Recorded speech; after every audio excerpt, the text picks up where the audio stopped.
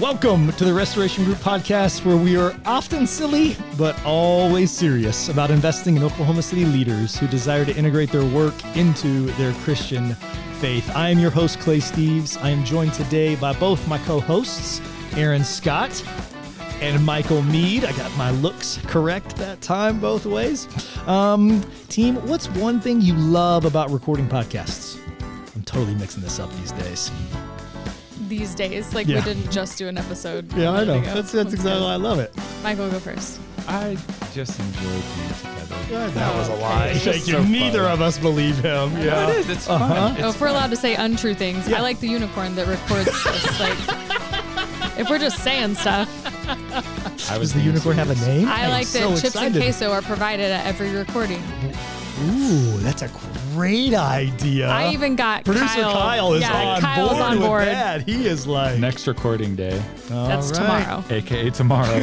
We need chips and queso. Let's make that happen. Let's see if the audio mix while we're all just like the whole time. But today's episode also not about chips and queso or unicorns. I'm sorry. This is the second episode in a 3-part series, right? As we've begun to share about our Business Made Simple product, which is a product by Donald Miller that we have been certified. Michael got certified for us as a business in the last couple of months. We've been so excited to help professionalize our own operation as a business and now begin to offer this service as a product to with our business coaching to other Oklahoma City businesses. Yep. And so I'm going to pass it to you to talk about today's marketing. Yeah. We're going to talk about the marketing element of the Business Made Simple system. Yep. So quick overview on the plane. Yes. We got 6 parts of the plane here. So close your eyes and imagine with me a plane, unless you're driving or flying. Yeah. There's a lot of things you shouldn't. Maybe we just shouldn't tell people to close their eyes. I'll close my eyes. Okay, you can keep your eyes open, but visualize a plane. So you got 6 parts of the plane. Yeah, we do. Leadership is the cockpit. That's where you determine the coordinates for where your plane is heading. I see Erin flying the plane. I just want you to know in my visual, she's Of got this like those, group, 100% I'm flying. ear things on, and she has got a hold of the joystick. Like I can visualize it. Yeah. This is good. Is Clay passing out drinks? Is he like the cart I was boy? just about to say, who's the stewardess here? Me. So you got the cockpit, which is leadership. There it is. You have the sales and marketing engine. So those are the 2 engines. Today we're going to be talking about the marketing engine. And that's what gives the plane thrust, helps it go. You've got the fuselage, which is the overhead and operations. So it's your people as well as just your systems and processes for how you do things. You want your operations overhead to be... My eyes are supposed to be shut. Sorry, I opened my eyes. You want that to be proportionate to the rest of your plane, so your plane can fly and stay in the air, right? And then you've got your wings, which are the product or service that help give you lift. And then you have your fuel tank, which is cash flow. If you run out of fuel and or cash, Plane's going nowhere. the plane will crash. And Or just not get off the ground. I Thank just feel you, like it's a Erin. nicer way to Let's- say it. Yeah, let's do that. Or Okay. a less Both? tragic depending way. on if your plane is on the ground or not, it will fail to continue flying. There you go. Michael, I can see the plane. Can I open my eyes for the You rest can of this you can episode? open your Oh my eyes. God, You can open your eyes. Did you even close yours? I was very clear I wasn't going to. She was. Okay, all right. So those are the 6 parts of the plane. Today, we're going to be talking about the marketing engine. Yeah, we are. So one of the great things about this whole operating system, and we'll see that in this episode, is that it's just a proven, repeatable framework. And Love so it. you've got the high level framework of the plane.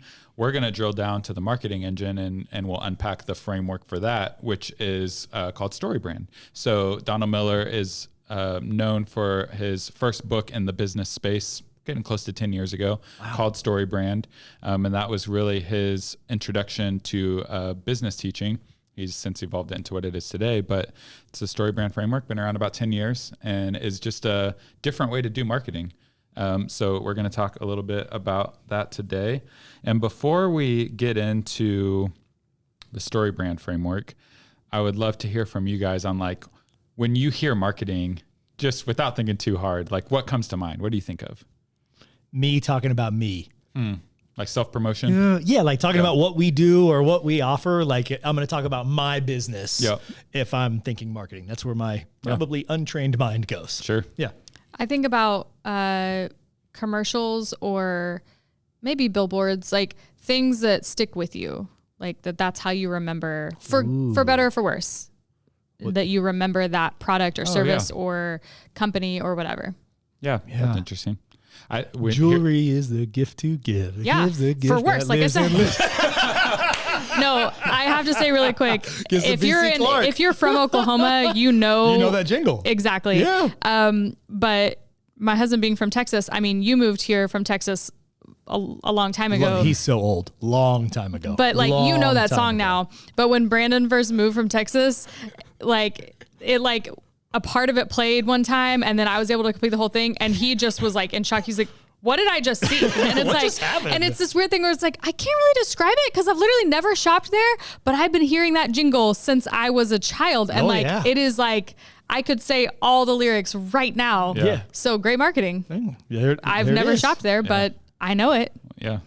I would question they have an anniversary sale. Well, but I know they have an anniversary sale. And we're talking about it on a podcast. Here we go. So they should sponsor. I know they should be sponsoring this episode. Sponsors like we did last episode. Yeah. So I'm going to add one more angle into what you two mentioned. And there's a guy who was like a corporate marketer, and he just got so disenfranchised with it, kind of seeing the behind the scenes. And he ended up writing a book about marketing called Trust Me, I'm Lying. And so I think that is a interesting take on marketing that a lot of businesses we interact with aren't in that space, but as customers, unfortunately, we come across businesses that we have like, are they even telling the truth? And so we obviously want to stay far away from that. But I think that's a really good point in our audience and who we are trying to reach, and who, the group that we are a part of, as far as like Oklahoma City business leaders who, like you said, are working to integrate. Well, I'm saying work twice. Who are integrating their work into their Christian faith. I think sometimes marketing can feel like icky. And so it's like, I want to stay away from that, or I don't know how to do that, because that's the kind of thing that's in my mind is like that marketing is that marketing is just kind of like skeezy and like I don't want to go near that. I think it can have a really negative connotation to it. And so I love that we're doing this episode to talk about like, there are better ways to do it that have nothing to do with, trust me, I'm lying. Right. Yeah. Well, you kind of have, I'll make it two buckets. You have the trust me, I'm lying, which is just deceptive marketing. And then you have the self-promotion of just like, look at us, we're great. Our product is the best. You have to use us because we're so good. And there might be people that are just kind of uncomfortable, like talking about themselves like that. Like they don't want to. And I would even suggest if someone is comfortable doing that, it's not the most effective way to market your product. So now we'll go StoryBrand. What's the StoryBrand method? And it's aptly named. It's really using story. And this would even be like going thousands of years ago to just story being a way for humans to communicate about ideas and to remember things.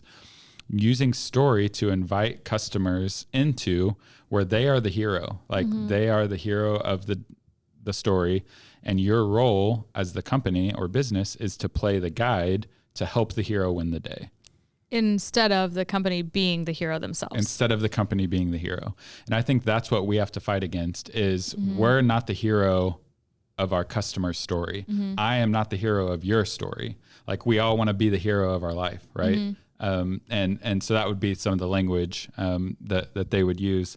So it's just a different way to think about it. And our episodes are about 30 minutes. I just want to be realistic about what we can cover in that amount of time. Like we're going to it's a pretty high level fly over. Imagine our plane at 50,000 feet altitude. We're doing pretty high flyby today. But really briefly, and there's a great image of this. Aaron, you talk a lot about one of the things you enjoy about this is the visualization. And there's a great kind of printout to picture what I'm about to describe, where you have the character. So that is your customer, the person that you want to sell a product or service to. Think of them as the hero. They have a problem. And in this case, the problem is specific to your business, what your business does. So a real simple example is you've got a guy that works a lot, lives in the suburbs, and doesn't have time to mow his grass. So his problem is that he has an overgrown lawn. And then the guide, lawn company, comes and they give the hero a plan. So it's real simple, 3-step plan. Calls them to action, hire me to mow your lawn.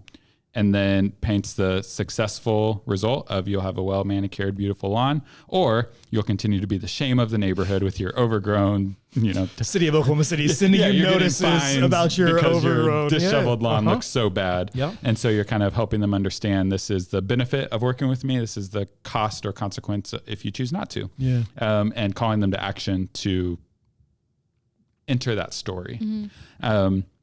So that's really the framework. Now I'm interested with that in mind, going back to like viewing yourselves as customers. Where have you seen, and let's be careful, like we're not going to try to put any specific companies on blast by name. Change my notes. Yeah. Never mind. Sorry, I need to go mark off all the business. Come on. I don't know. Other than maybe my own businesses that I led to not do this well. Yeah. So where have you seen a company or business making themselves the hero in their marketing collateral?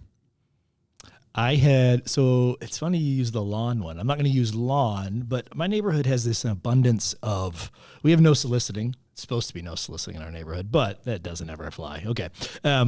Of like pest control.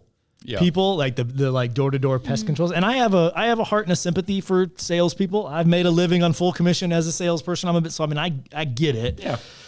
Timing does matter. Timing does matter when you're having dinner with like 7 kids at your house and it's a circus and you're banging on the door. But nonetheless, there was this one company and it kept showing up, and the whole time, all they wanted to do was talk about the very specific chemical that they used to kill bugs. And I mean, this guy would go into his spiel and I'd be like, bro, first off, like read the room because it's a train wreck behind me right now, not the time. And secondly, I don't know anything about chemicals that kill bugs. Like, what are you talking about? Like, I'm not trained in that. Don't tell me about hexol, blah, blah. No. And multiple times they had different salespeople from the same company come back to the house and it was the same sales pitch over and over. And I kept being like, guys, why are you talking to me about this special product thing that you have? Yeah. It doesn't mean anything to me. Yeah. So it's just an example that I could, as you sent me these notes to think about ahead of time, I was like, oh, I vividly remember that. Because I was like, no, I'm not buying from you. You're talking about something I don't even know about. Yeah. So this is great to kind of drill down into. They are selling their features, the features of their product. Correct. And we all run the risk of doing this. When it's our thing, when it's our baby, we know it so intimately. We think everyone will geek out as much as we do about the chemical. And the truth is, you don't care about the chemical. I don't give a rip about the chemical. And did you buy? No. So for some people, I'm sure that company has sales, right? It's just of course they do. If they go to 100 houses, I'm sure they sell. What I would propose is that if they did that a different way, they would sell more.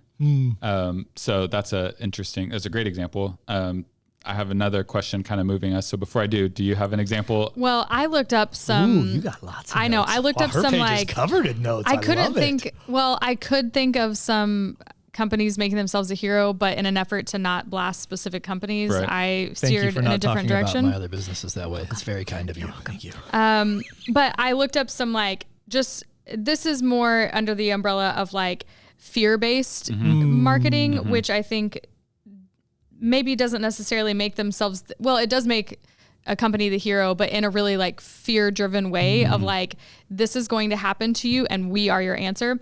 And so I feel like a lot of them have to do like in the health realm, because I think that's a really easy area. And I feel like a lot of them are marketed towards maybe elderly people. It just makes me really sad. This is a whole different thing. But so I saw like it was pretty brutal. It was like a bus stop sign. And it was from a specific, like, again, I'm not blasting a specific company because it was just like a cancer research society. I don't know which one. But it said, and it had like a picture of someone's back. And then there was like a big black, like, hole in the middle, like just, it wasn't showing like a gross wound or something. It was literally just a hole in the sign. Yep. And it said, cutting your sun exposure is easier than cutting out skin cancer. And it was like, dang. Oh no, I'm sorry. It wasn't like, it was sponsored by Cancer Society, but it was for a sunscreen. And so like they were marketing from a fear-based of like, it will be easier for you to just have less sun exposure by using our sunscreen versus literally cutting a hole in your back. And it's like, I mean, that's one way to look at it, you know, and I'm not even saying that that's not true, but like you said, it's just the same as like the pest company. Like I'm sure that moved some people because fear can be a motivator. Oh, what did I hear recently? Fear is a great motivator, but a terrible teacher. And so it's like, I'm sure that worked for some people, for that sunscreen company to like market their sunscreen. Yeah. But in the big picture, like, is that making the masses of people change their behavior? No, because it's not speaking to me on a human level. It's not making me the author of that story where I'm in control of my future and, and I'm not trying to like rewrite their stuff for them, but it's just like, man, that really came in hard and like with the visual and everything. And then there was like a terrible one I saw too, that was like, it was a life insurance company. If you died today, who would take care of your family? And it was like a little girl by a grave that said father. And it was like, oh my gosh. Good gosh. Like, again, like just this really like fear-based, but making them the hero, because then like the subtext was like, we will take care of your family. And it's like, will you? Like, I don't think you're going to go like take my kid to therapy and feed him dinner and stuff. Like at the end of the day, you're not really specifically taking care of my family, but they made themselves the hero in a really brutal way. Yeah. But I feel like that's more common, unfortunately, than it should be. So. Yeah. I really came with the intense stuff. Those are intense examples. Yes. But that's right. But they're, sometimes the more like intense examples are useful teachers, because it really shows what fear-based marketing looks like. Yes. I mean, it doesn't get much more intense than death. It was terrible. Right? It was terrible. But again, they could have, and I might be skipping ahead here, but like that same company could have marketed in such a different way of wording, that just talking about like, you love your family, Michael, and you want the best for your family, and you want to take care of your family and things like that, of like, you get to be the hero here and you get an opportunity to take care of your family while you're still here, sort of a thing. Instead of like, this is going to be your grave and your child is crying over it. And like, who's going to be there for your family? And it's like, like it's terrible. So just a rewording. Yeah. Before you transition to the teaching spot and kind of even talking through the next couple questions that I know you have, I just want to, because we both gave some like extreme examples and even me getting frustrated. So I think it could be, just to try to connect with our audience, it can be as simple as if you're posting on social media, but just about your business, I think that can actually be an example of where you're making yourself the hero. Yeah. And that's a much more, you know what I mean? Because I think maybe a small business owner in Oklahoma City is like, yeah, well, I'm not going to these extreme things. I'm not going door to door. But like, even if your thought is like, you know what, I'm going to market my company, and that means I just post on social media about my company. Yeah. That in itself is actually you talking about you. Yeah. And social media. So that may just be even a more simple situation rather than just, for sure. You know what I mean? And it's an easy tweak to to shift the lens though. Yes. Yeah. And I think all of those are example where when you're marketing, you're making yourself the hero. Yeah. Yeah. Yeah. Well, and to just chase that rabbit really, really quick. As a guide, you do need to have authority. You need to have the authority to solve the problem. And so I can imagine some people listening, it's like, well, I want people to know that we won this award as the best blank in the city. Like, I want to showcase that because I want people to know we're competent, we're good at what we do, we have authority. And yes, you should do that. But think about it like a recipe where what I just described is the salt and you're making it the butter. Like the proportion is off. So just sprinkle it in like salt. And you want to have empathy of like, I understand what it feels like to have this problem. Yeah. And then bring authority of, I've helped other people solve this problem. I can help you too. And that's it. And I think people just get the proportion of the ingredients wrong. Yeah. And so we're not telling you don't talk about yourself, don't showcase your skill set, just do it less and make it more about the problem your customer has and how working with you can help them solve that problem. So to move us on, any examples of a company you've interacted with that you do want to say by name who has done this really well and has invited, as a customer, kind of presented themselves as a guide, inviting you into the story? Okay, I'm going to jump in here just because I know I came with really extreme things on the last one. So I just want to like... They were good. They're really intense. Like, I'm scared. I want to go get my phone off the set right now and go check some policies. So I saw one from the Vanderbilt MBA program. And it's almost like Inception because it's a quote from someone who went through the program talking about the program. So it's like marketing inception where like a couple levels you're following. Okay. But I feel like honestly, this quote from this girl really encapsulates what it's like to be a business who is marketing to make their customer the hero. So her quote about that program was, they, being the Vanderbilt MBA program, they didn't brag about how far they could take me. They asked where I wanted to go. And that just was a really, really easy way for me to explain or understand marketing where your customer is a hero. Instead of saying, like you said, instead of starting with bragging about, we got this award, we did this thing, we are the best in OKC at this, asking, you know, in this scenario, it's asking, okay, student, where do you want to go? What are your goals for your education? What are your goals for your career afterwards? Or, okay, guy whose house might have pests, I don't know. Like, you know, talking about cockroaches before, right? Yeah, like what are your goals? Like, you know, do you have this? Is this even an issue that you have? If so, what would success look like for you? What would keeping your family away from these pests look like? What's something, you know, and finding out from your customer, what is it that you are wanting in this process? Because I mean, he led with the word chemical. Maybe you're someone who hates like any sort of like synthetic chemicals or whatever, and you're looking for like an all natural way to rid pests. First word out of the gate, and you're not a customer, you know? got it. Yeah. But I really loved that quote of, they didn't brag about how far they could take me. They asked where I wanted to go. And that was really good marketing on Vanderbilt's part. Good job, Vanderbilt. Good job, Vanderbilt. Please sponsor us. Well, and what's great about that and what you're touching on is like, as a company, we have the responsibility to make sure, one, you have this problem, and two, if you do, we can solve it. So in this case, maybe the answer to that question, where do you want to go, helps everyone understand their MBA program isn't the best option for the destination they're heading towards. Yeah.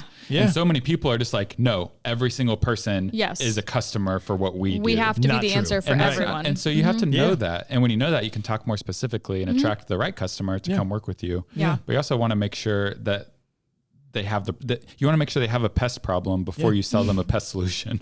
Right? It's like you might not have a problem at all. No. And they're trying to sell you anyways. Yeah. It reminds me of on Shark Tank. I think, Michael, you watch Shark Tank, yes? Do you watch Shark Tank? Yes, ma'am. I freaking love Shark Tank. There's a new season out right now. But it drives me nuts when in the pitch, the businesses are like, and we want to get this in every house in America. And it's like, but that maybe every house in America doesn't need or want this thing. Yeah. But if you zeroed in on who your actual audience is, you would likely sell more because you are meeting their specific needs rather than trying to cover this giant blanket statement of like, everyone in the whole world needs this thing. Everyone. And it's like, no, that's not true. Yeah. Agreed. So shifting gears a little bit. I just wanted to say that so that maybe Mark Cuban would sponsor us. Gosh. Really looking for a sponsor here. Come on now. I follow Smush, Barbara on smush. Instagram. I like her. Sorry, I just shifted us there. So one of the things that we create and that we can help people create is a brand script. Come on. So a brand script is, you can think about it for your entire company, or maybe it would be a very specific product you have that you're wanting to talk about, or even like an event. It can be really specific. So thinking about a brand script at a real high level for a company. Aaron, you're responsible for our comm for a restoration group. So as we've gone through this exercise and have created a brand script for our business, how has that resource benefited or been helpful for you? I want to start by saying still learning. So please don't go to our Instagram channels and leave any mean comments about how we're working on it. Okay. You know what? Please go to our Instagram channels and make comments. We'll deal with it. Right. That's true. That's true. Come join us, but no mean comments right now. But That's right. I think, and I talked about this a little on the last episode, in that the Business Made Simple model has been really good at giving practical steps, which is really helpful for me. I'm not good in like the nebulous like thing where it's just like, I don't know, dream about it. It's like, no, just tell me the thing, you know? And so they have given a lot of really practical lenses to look through when creating content, like examples again of like, okay, when you're creating this type of marketing, like here's an example of a company that didn't do it so well, and here's an example of one that did. And those really practical examples are helpful for me because I can better relate to like, oh, okay, I probably would have said something like this company, but I can see how, again, going back to with just, you know, some shifting of the language, just some slight shifts of the lens, that this is a more helpful communication for our customer, and it communicates more clearly. It reaches them where they are, tries to see if they are our ideal client, things like that. And so giving those examples is really helpful. And then also the whole concept of StoryBrand is really refreshing. I think, even in listening to the podcast episode that came out today, which is Nikki McLean, she was talking about how in her world and in her business, and I'm not even going to say what she does because you should go listen to the episode, but also because I think this could be said for lots of businesses. As a business owner or leader, and you're functioning in a way that you are trying to honor God in that, it's easy to feel alone, and it's easy to feel like, come on, the people who are maybe cutting corners or, using fear-based marketing or whatever are the ones winning. And it's like, I'm trying to do things the more moral way or the God-honoring way, and maybe it doesn't feel like it's paying off. And so I feel like the StoryBrand framework is really refreshing because it puts the focus back on the people and instead of us. And I think it inherently makes you work on humility of again, you're literally saying out loud, our business is not the hero. And I think it takes humility to do that. It's not always easy. In a practical sense, it's easy to just change the words around. But if it's if we're going to put it out there, then we need to live that out. We need to actually have that as a way that people experience us when they do business with us. And so that maybe went a little off from the question you're actually asking, but I think in the practice of having to find ways to communicate that, it gives the accountability that okay, then we actually need to live that out as well. And when I interact with a customer, it has to line up with what they read about us on our website or on our social media or in the email I sent or whatever. Yeah. Well, and you talked in the last episode, you talked about creating the proposal template and how that has really created efficiency for us every time we send a proposal. I think about this the same way where from a copy perspective, when you're writing captions or talking about what we do, you now have 7 or 8 one-liners that you can build from. So you're not sitting down at the keyboard trying to come up with a novel thought. We're just saying the same thing in a different way over and over and over again. And it can really just optimize and professionalize how you talk about what you do. Clay, from your point of view as the CEO of Restoration Group, where's the value from your seat on having a brand script for what we do? When you took, because again, we talked about this last episode, how you took Aaron and I kind of through the exercise, the step-by-step, you held our hands, right? Walking through and creating this content, creating our brand script. It was when you were having us describe the experience of our customer, of the hero, as opposed to, because I began to get in my shoes as a founder, right? Get in my shoes as an early entrepreneur, where I never would have described myself as working too much. I never would have self-assigned that title to me. But then when we began to tether, well, what's the experience of maybe a founder who is at a scale tension point and is working too much and needs someone to help them build out the plane, build out their business? And it was well, would you open your laptop while you're on vacation? And all of a sudden I was well, oh yeah, of course I do that, but that's what you have to do, right? So all of a sudden as we began to create this list of, you can't even talk about the book, what are the descriptions of the experience of when I was working too much and in an unhealthy, stretched dynamic as a founder, trying to create scale, trying to build my business, integrate faith, all these elements. That for me was such gold, even just personally, but then for us messaging wise to go, okay, we're not going to say are you working too much? Because nobody's ever going to connect with that. Right. But then to go, hey, the last time you took did you take a vacation? Right. And if you haven't, or when you did, how many times did you open up your laptop to check your email for work? All of a sudden. And I'm 0 because my email's on my phone. Got him. Got him. Okay. So how many times did you, exactly. But that element of beginning to describe the experience. And so the exercise, right, the holding our hands, taking us through that step was really helpful for me. And so I think that was, for me, I began to see the power of the brand script, just those pieces for it. Towards the marketing for a company. Well, it's a great exercise and giving you the language because all you're trying to do is connect our solution with a real problem. Correct. And it just helps you create the language for that. But also, Clay, what you just described, it helps give you empathy for the person that has your problem. And oftentimes the best type of guide is someone who has gone through a similar problem and is maybe just further in the journey, not even overcome lived it. Experience. Further along on the path.